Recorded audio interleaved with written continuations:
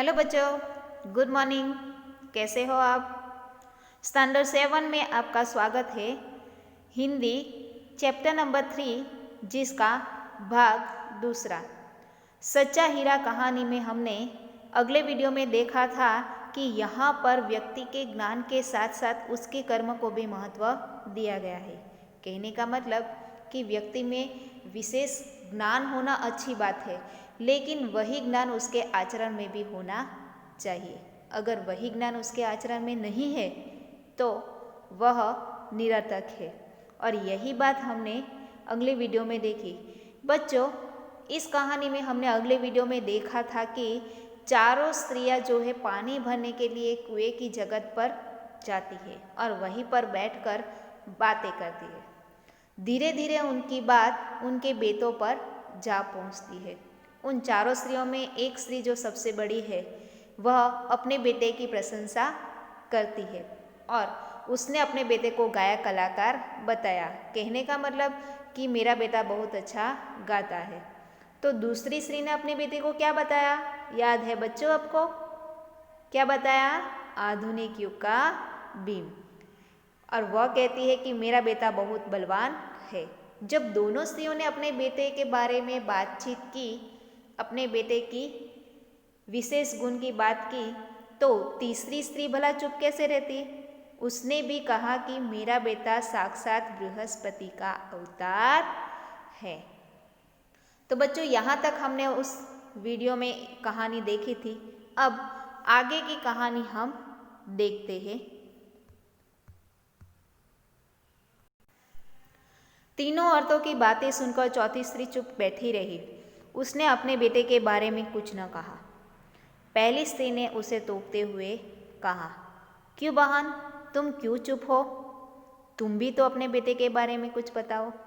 जब तीनों स्त्रियों ने अपने अपने बेटे के बारे में बातें की तो चौथी स्त्री जो है उनकी बातें सुनकर चुपचाप वहाँ पर बैठी रही। जब वह चुपचाप बैठी रही तो पहली स्त्री उसे टोकती है। कहने का मतलब कि उसे कहती है कि बहन, तुम चुप क्यों हो? तुम भी अपने बेटे के बारे में हमें कुछ बताओ।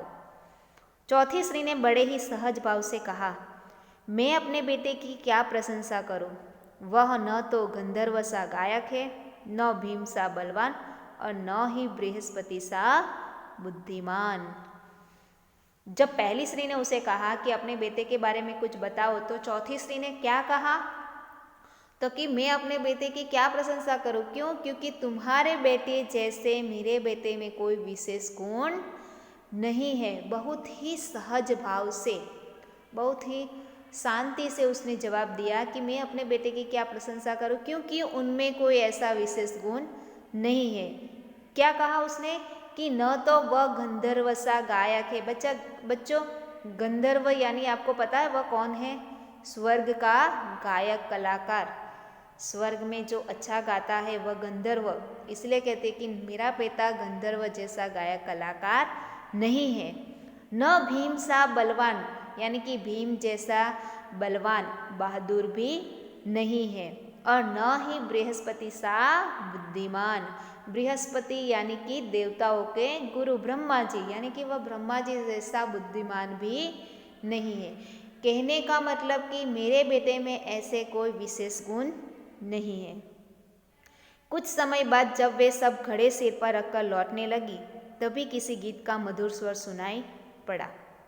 थोड़ी देर बाद चारों स्त्रियां जो है अपने अपने पानी का घड़ा अपने सिर पर रखकर घर की ओर चल पड़ती है, और तभी किसी गायक, किसी गीत का मधुर स्वर, मधुर आवाज सुनाई पड़ती है।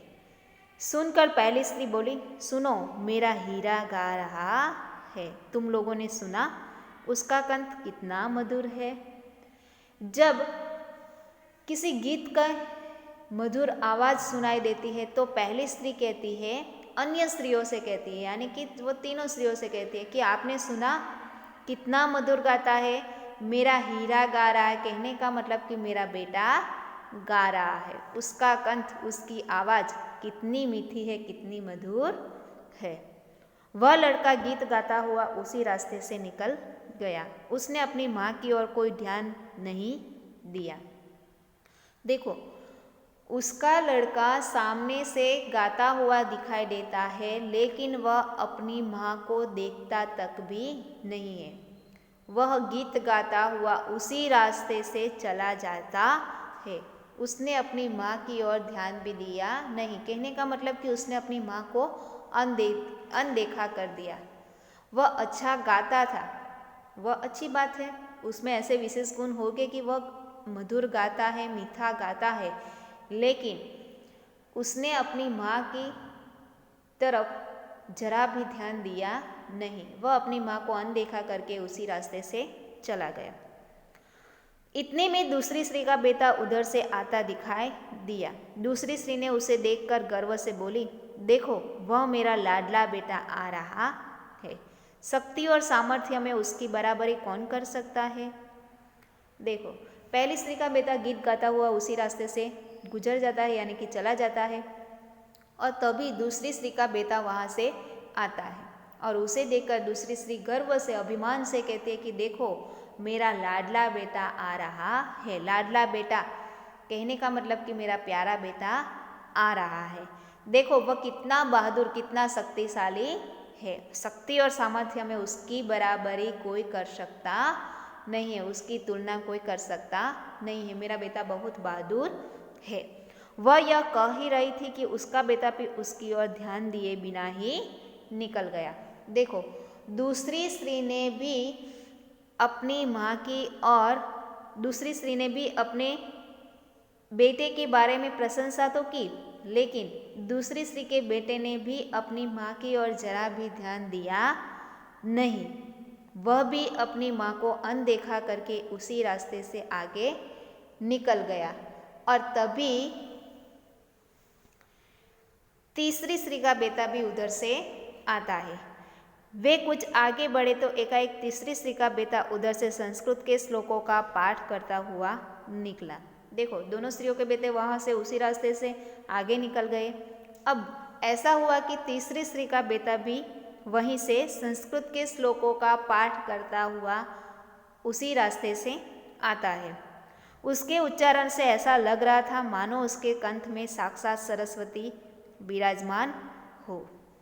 वह संस्कृत के श्लोक इतनी अच्छी तरह से पढ़ लेता था, इतनी अच्छी तरह से बोलता था कि ऐसा लगता था जैसे कि उसके कंठ में, उसकी आवाज़ में कौन हो, साक्षात सरस्वती माँ विराजमान हो।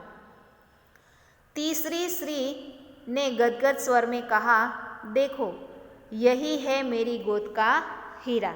इसे कौन बृहस्पति का अवतार नहीं कहेगा। परंतु उसका बेटा भी माँ की ओर देखे बिना ही आगे बढ़ गया। देखो, तीसरी स्त्री का बेटा संस्कृत के श्लोक का पाठ करता हुआ आता है। उसकी माँ उसकी प्रशंसा करती है और कहती है कि देखो, उसे देखकर ऐसा लगता है कि साक्षात बृहस्पति का अवतार है। लेकिन तीसरी स्त्री का बेटा भी अपनी माँ को देखे बिना ही उसी रास्ते से आगे बढ़ गया। बच्चों, आपने भी ऐसा किया है कि आप कहीं से जा रहे हो, रास्ते में आपकी माँ आपको मिलती हो और आप उसे अनदेखा कर देते हैं। ऐसा कभी नहीं होता है। और यहीं पर ऐसा हुआ है कि तीनों स्त्रियों के बेटे उसी रास्ते से गए, लेकिन उन्होंने अपनी माँ की ओर जरा भी ध्यान दिया नहीं। भले ही पहली स्त्री का बेटा अच्छा गाता था, दूसरी स्त्री का बेटा बलवान था, तीसरी स्त्री का बेटा बृहस्पति का अवतार था, कहने का मतलब कि बुद्धिमान था, लेकिन उनमें जो सामान्य गुण होना चाहिए, माँ के प्रति जो सेवा भाव, प्रेम भाव होना चाहिए, वह नहीं था। गायक कलाकार होना, बलवान होना, बुद्धिमान होना विशेष गुण है, अच्छी बात है, लेकिन इनके साथ साथ जो सामान्य गुण होना चाहिए, जो अपने माँ के प्रति सेवा भाव होना चाहिए, वह नहीं था। यानी कि अच्छे गुण के साथ, अच्छे ज्ञान के साथ वह ज्ञान आचरण में नहीं था। उन्होंने अपनी माँ को अनदेखा कर दिया। अब देखो आगे क्या होता है। अभी थोड़ी दूर ही गया था कि चौथी स्त्री का बेटा भी अचानक उधर से आ निकला। वह देखने में बहुत ही सीधा साधा और सरल प्रकृति का लग रहा था। उसे देखकर चौथी स्त्री ने कहा, बहन, यही है मेरा लाल। देखो अभी थोड़ी दूर ही पर गए थे कि चौथी स्त्री का बेटा भी उधर से अचानक आ निकला। उसे देखकर ऐसा लगता था जैसे वह बहुत ही सीधा सादा और सरल प्रकृति का मतलब होता है स्वभाव, सरल स्वभाव का लग रहा था। देखने में ही सीधा साधा और एकदम शांत स्वभाव का, सरल स्वभाव का लग रहा था। उसे देखकर चौथी स्त्री ने क्या कहा तो कि यही है मेरा लाल। कहने का मतलब यही है मेरा बेटा। आप चित्र में देख सकते हैं कि यहाँ पर कैसे चारों स्त्रियाँ पानी भरकर जा रही है और चौथी स्त्री का बेटा अपनी माँ से किस प्रकार पानी का घड़ा मांग रहा है। चौथी स्त्री उसके बारे में बता ही रही थी कि उसका बेटा पास आ पहुँचा। अपनी माँ को देखकर वह रुक गया और बोला, माँ लाओ मैं तुम्हारा घड़ा पहुँचा दूँ। मना करने पर भी उसने माँ के सिर से पानी से भरा घड़ा उतारकर अपने सिर पर रखा और घर की ओर चल पड़ा। देखो चौथी स्त्री अभी अपने बेटे की बातें कर रही थी कि उसका बेटा उसके पास आ गया और उसने क्या कहा, अपनी माँ को देखकर रुक गया और कहा कि लाओ माँ मैं पानी का घड़ा घर पहुँचा देता हूँ। और ऐसा कह के उसने अपने माँ के सिर से पानी से भरा घड़ा उतारकर अपने सिर पर रख लिया और घर की ओर चल पड़ा। देखो उसमें चौथी स्त्री के बेटे में तीनों स्त्रियों के बेटे जैसे कोई विशेष गुण नहीं थे, लेकिन चौथी स्त्री के बेटे में माँ के प्रति जो सेवा भाव होना चाहिए, जो प्रेम भाव होना चाहिए, वह गुण था। कहने का मतलब कि उसका ज्ञान कर्म में हुआ, कर्म में आया।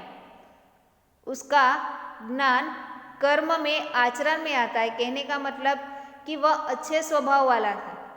वह अपनी माँ के सिर से पानी से भरा घड़ा उतार कर अपने सिर पर रख देता है। कहने का मतलब कि माँ के प्रति जो ममता है, जो सेवा भाव है, वह चौथी स्त्री के बेटे में थी।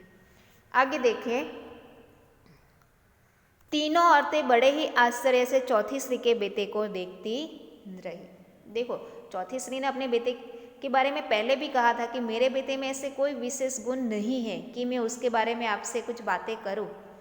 जब चौथी स्त्री का बेटा अपनी माँ के सिर से पानी से भरा घड़ा उतार कर अपने सिर पर रख कर घर की ओर चल पड़ता है, तो